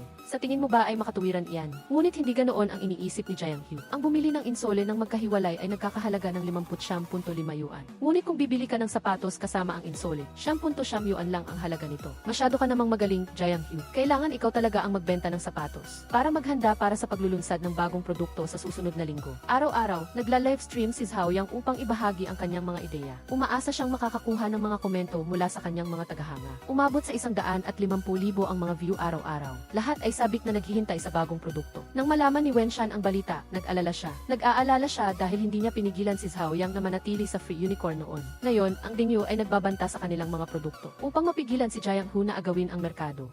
Sinabihan ni Wen Shan ang kanyang mga tauhan na makipag-ugnayan sa mga ahente. Direkta niyang hinarangan ang mga ito sa pakikipagtulungan sa Dingyu. Pagkatapos noon, patuloy na tinatanggihan si Jiang Hu. Ang mga ahente na nakipag-usap na dati ay umiiwas din sa kanya ngayon. Walang ibang paraan, personal na siyang kumilos. Una, pumunta siya para hanapin ang matalik na kaibigan ng kanyang ama. Gusto niyang imbitahan itong sumali sa live stream ng bagong produkto. Ngunit gumawa ng ibang dahilan si Boss Fang para tumanggi. Sa wakas, dumating na ang araw ng live stream. Ngunit ilang maliliit na ahente lang ang dumalo. Sa kasamaang palad, mataas pa ang lagnat ni Jiang Hu noong araw na iyon. Kaya, dinala siya ni Xusi sa ospital. Dahil malapit nang magsimula ang live stream. Ngunit wala ang host. Sobrang nag-alala si Zhao Yang. Paulit-ulit niyang tinawagan si Jiang Hu. Ngunit ang sumagot ay si Xusi. Ibinigay niya kay Zhao Yang ang buong responsibilidad sa bagay na ito. Ang tiyuhin ay nagrereklamo pa rin na wala si Jiang Hu. Sino ang mananagot kung may mangyari? Sa sandaling iyon, tumakbo si Zhao Yang papunta sa lugar. Naniniwala akong walang magiging problema. Pumwesto na ang lahat. Maghanda na tayo. Buong kumpiyansa si Zhao Yang na umakyat sa entablado. Ang mga tao sa ibaba ay tiningnan ang bagong sapatos, kinakabahan at hindi makahinga. Unti-unting lumitaw ang mga larawan sa screen. Ang bagong disenyo ni Zhao Yang, sa unang pagkakataon na inilabas, ay nakakuha ng maraming atensyon.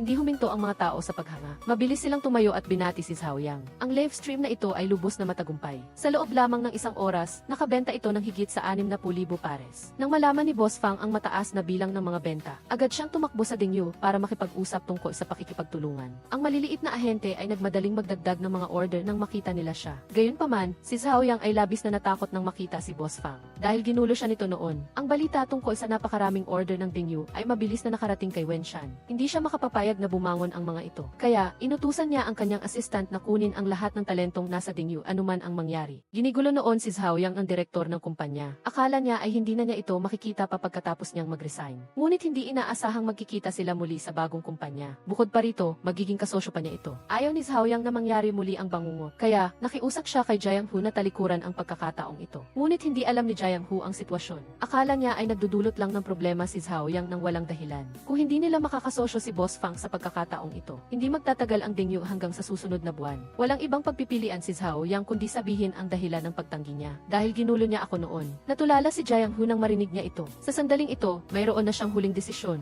Napag-alaman na alam ni Zhao Yang na makikipag-ugnayan si Jiang Hu kay Boss Fang. Kaya agad siyang pumunta para hanapin ang kanyang matalik na kaibigan. Dahil magkakaroon ng event ang shopping mall ni Gaoje. Tamang-tama na makakasali ang Dingyu. Pumayag si Gaoje na bigyan sila ng sariling booth. Bukod pa rito, sasagutin niya ang lahat ng gastos. Si Jiang Hu lang ang problema. Ayos lang, babalik ako at makikipag-usap sa kanya. Ngunit kahit ano paman, ayaw ni Jiang Hu na makipagtulungan kay Gaoje. Dahil nilinlang siya noon ito na mamuhunan sa financial management. Kaya nalugi ang kanilang kumpanya. Namatay din ang ama ni Jiang Hu dahil sa atake sa puso. Pinayuhan ng kanyang stepmother si Jiang Hu na hindi madaling makakuha ng ganitong pagkakataon. Ngunit hindi pa rin kayang bitawan ni Jiang Hu ang bagay na ito. Kung siya ang tatay, pupunta ba siya? Siyempre, pupunta. Sabi niya sa kanya, hanggang mapapalawak ang negosyo, makikipag-ugnayan pa rin siya. Totoo na sinaktan ni Gaoje ang iyong ama noon. Ngunit pinag-aralan ko ng mabuti ang Chinese Trend Festival na ito. Sakto itong sumasagot sa agarang pangangailangan ng Dingyu sa marketing sa ngayon. Ngayon, personal na hiniling ni Boss Fang na makipagkita kay Jiang Hu. Gusto niya itong imbitahan na sumali sa kanyang multi-brand store. Ngunit humiling si Jiang Hu ng mga tindahan sa shopping mall sa 4 na lungsod. Nahirapan si Boss Fang sa bagay na ito. Dahil sa kasalukuyang lakas ni Jiang Hu, napakahirap para sa kanya na bayaran ang upa sa tindahan.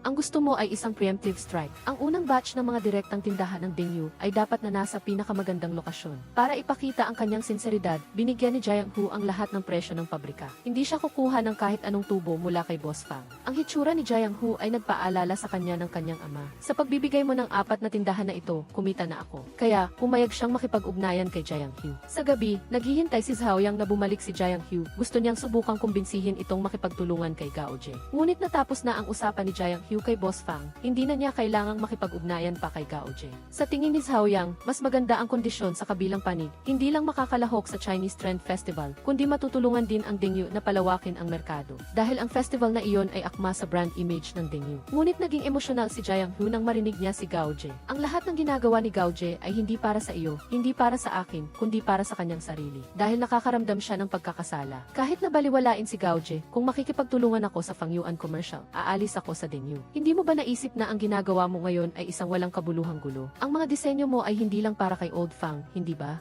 Dahil hindi siya karapat-dapat, wala nang ibang pagpipilian si Zhao Yang kundi sabihin ang dahilan ng kanyang pagtanggi. Dahil ginulo niya ako noon, nakita ni Jiang Hu na tahimik siya at hindi nagsasalita. Nahulaan din ni Zhao Yang ang huling resulta. Para hindi makahadlang sa pag-unlad ng Dingyu, nagpa siya si Zhao Yang na umalis. Iniwan ko na ang resignation letter sa lamesa mo. Ano ang ibig mong sabihin? Ngayon na umuunlad ang Dingyu, rinerespeto ko ang iyong desisyon, ngunit may limitasyon din ako. Natapos na ni Zhao Yang ang pagtatag ng estilo para sa Dingyu. Ang bagong taga-disenyo na darating ay maaaring direktang magpatuloy sa trabaho. Nang tumalikod si Zhao Yang para umalis, biglang nagsalita si Jiang Hu. Kung aalis ka ngayon, sino ang kakausapin ko tungkol sa Chinese Trend Festival event tungkol sa festival? Nagulat at naantig si Zhao Yang nang marinig niya ito. Sa katunayan, matapos malaman na ginulo si Zhao Yang, personal na pumunta si Jiang Hu para hanapin si Boss Fang upang kanselahin ang pakikipag-ugnayan. Dahil ayaw niyang makipagtrabaho sa taong may masamang ugali. Kahit na ang pakikipagtulungan sa kanya ay ang pinakamahusay na pagpipilian, tiyak na tinalikuran ni Jiang Hu ang pagkakataong ito. Tinanggihan mo si Boss Fang.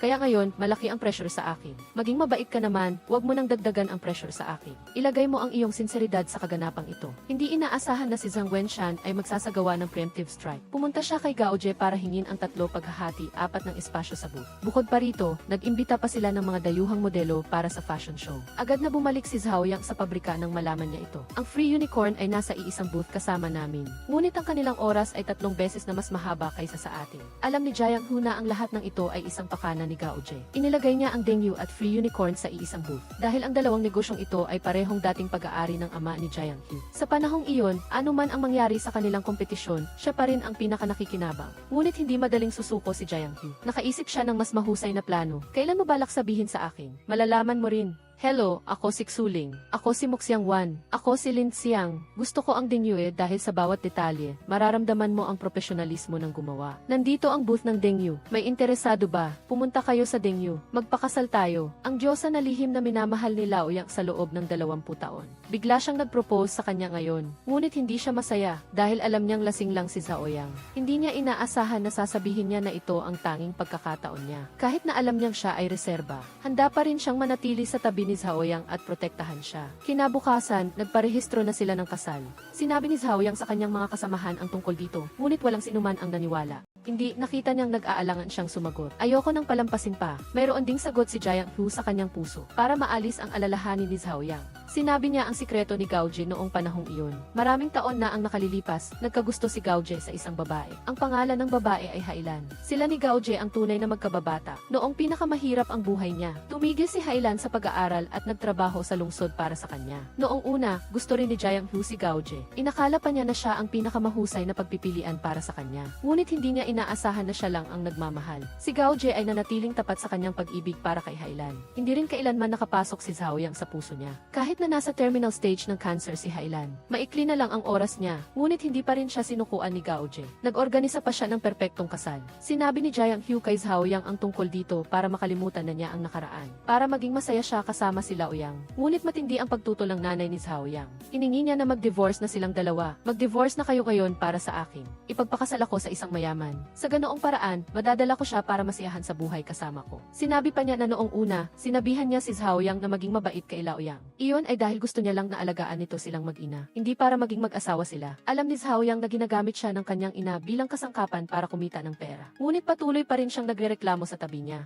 Inaamin ko, pagkatapos mong kumita ng pera, totoo na mas mataas ang mga hiling ko sa iyo. Pero may kasabihan, pag-aalaga ng mga anak para alagaan ang mga magulang sa kanilang pagtanda. Hindi ba di ito ang pag-aalaga ng mga anak para sa pagtanda? Sinabi pa niya na noong bata pa si Lao Yang, lasing ang tatay nito at sinasaktan ang pamilya. Posible na magiging tulad din siya ng kanyang tatay sa hinaharap. Hindi inaasahan, narinig ni Lao Yang ang usapan nilang dalawa. Labis siyang nalungkot, ngunit kusa pa rin siyang lumapit upang mag-propose kay Zhao Yang. Zhao Yang, alam kong hindi mo talaga pinapahalagahan ang seremonya na ito. Pero umaasa pa rin akong mayroon ang iba. Ikaw din, kahit wala ang iba, mayroon ka pa rin. Ngayon, sa harap ng lahat, magpakasal ka sa akin. Ang magkasintahan ay unang nagbiyahe sa ibang bansa. Ngunit nakalimutan nilang mag-book ng hotel. Hindi ka pa nag-book ng kwarto. Simula nang magising ako kaninang umaga, hindi ako tumigil sa pagtatrabaho. Kaya lang ako nakarating dito ng tanghali. Wala akong oras para mag-book ng kwarto. Habang nagbo-book si Jiang Hu, aksidenteng nakita niya si Xusi na masayang nakikipag-usap sa ibang babae. Kaya, nagalit siya at agad na nag-book ng 2 kwarto. Nang masayang bumalik si Xusi sa kwarto, bigla siyang hinarang ni Jiang Hu sa pinto. Ito ang room card. Hindi ba tihi kanina lang ay napakalapit pagkakapit mo sa pakikipag-usap sa ibang tao. At friend pa, bigyan kita ng sarili mong espasyo mula ngayon. Nang makita ni Xusi na nagsiselo si Jiang Hu, agad siyang tumakbo sa kwarto upang aliwin siya. Pagpapaliwanag na ito ay isang kliyente ng kumpanya. Ang S-friend ay para lang sa madaling pagpapadala ng plano sa kabilang partido. Kalmado si Jiang Hu nang marinig niya ito. Sa gabi, uminom siya ng kaunting alak dahil ito ang una niyang karanasan. Nagsuot si Jiang Hu ng makapal na pajama na pinaghandaan niya. Gusto niyang ipakita ang kanyang pagiging kaakit-akit. Halika rito, nasaan na siya? Jiang Hu.